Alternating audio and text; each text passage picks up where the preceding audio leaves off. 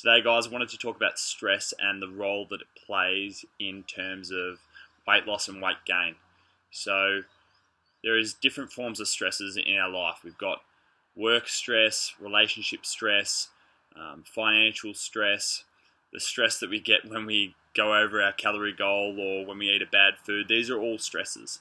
And what you probably don't know is that the body and the brain can't distinguish between different forms of stress.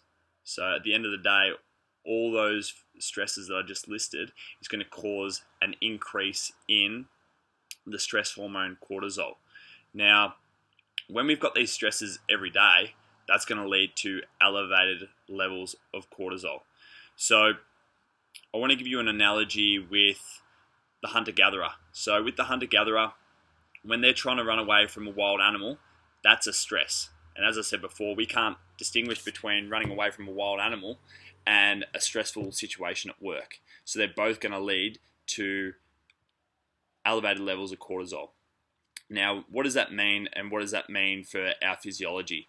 Now, when we're trying to run away from a wild animal, one, that requires a lot of energy. So our body's going to do what it can to try and store as much fat and glucose as possible, so that it's got the necessary energy to be able to run away from that wild animal again. What it also does is it slows our metabolism.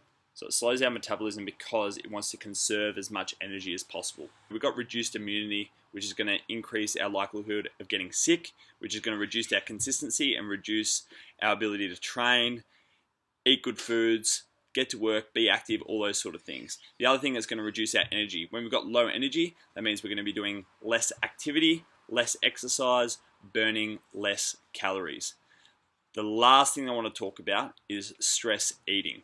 Now, stress eating is such a common way for all of us to deal with stress, and when we're stress eating, let's be honest, we're not eating carrots and celery. We're generally going to be eating junk comfort food, ice cream, burgers, chocolate, all these sort of things. So everything that we're doing at the moment, fitness, nutrition, it's all designed to be stress relieving, okay, not stressful, okay? So I really want you guys to take that on board from this video, that stress is a big thing to consider with your weight loss journey.